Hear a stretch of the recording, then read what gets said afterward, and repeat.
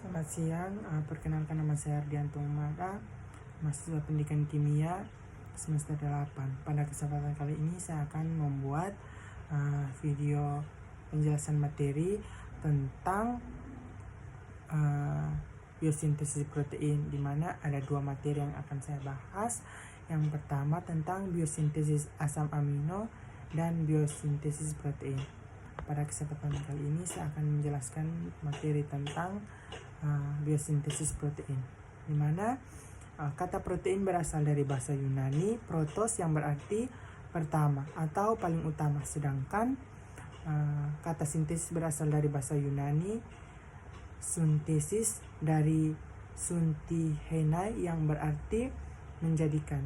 Jadi jika digabungkan, itu arti dari sintesis protein adalah proses pembentukan molekul protein dengan melibatkan sintesis asam amino yang terjadi di dalam nukleus dan ribosom sel yang diatur oleh DNA dan RNA, seperti halnya yang kita ketahui bahwa DNA dan RNA itu saling bekerja sama. RNA merupakan materi genetik di mana basa nitrogennya terdiri dari adenin, guanin, sitosin, dan urasin. Sedangkan DNA itu sendiri merupakan kumpulan materi genetik dengan satuan molekul yang disebut nukleotida. Molekul DNA merupakan sumber kode asam nukleat yang akan menjadi asam amino dan menyusun protein.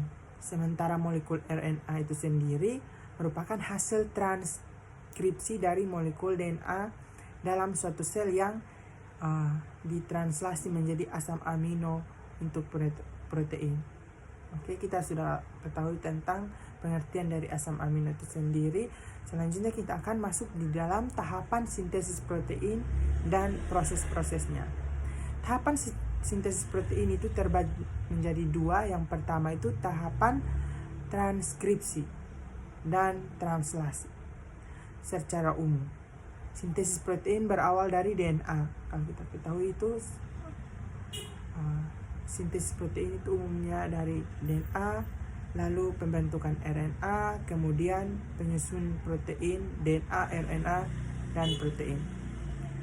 Proses perubahan molekul ini juga dengan central dogma. Oke, kita langsung masuk.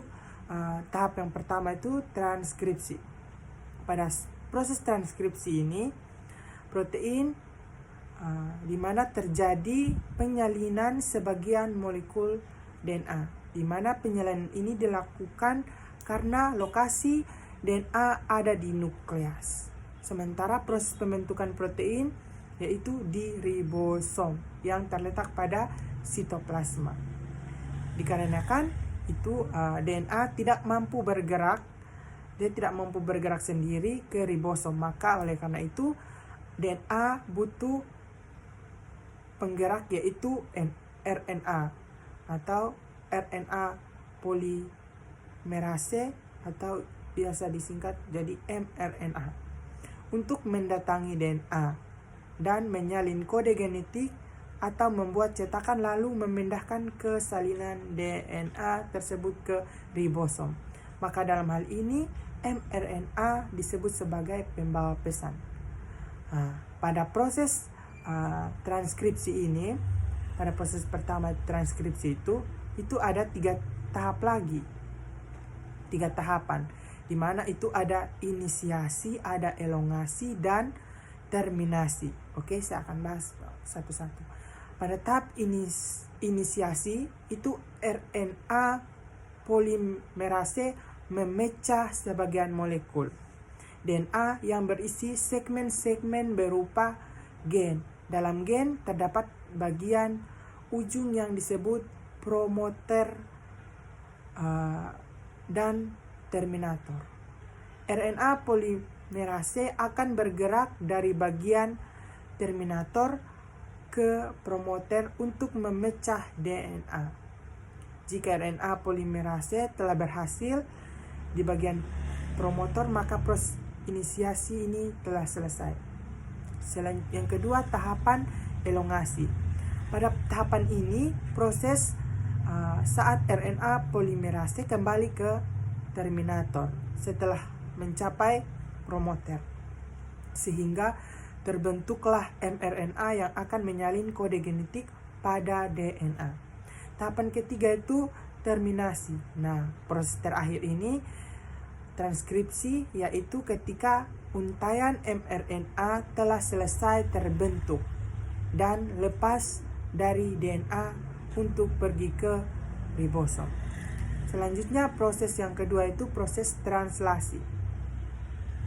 Oke, pada proses ini ketika mRNA membawa salinan DNA berhasil membawanya ke ribosom, terjadilah proses translasi, yaitu proses penerjemahan atau penguraian kode-kode genetik hasil salinan DNA yang sudah dibawa mRNA sebelumnya.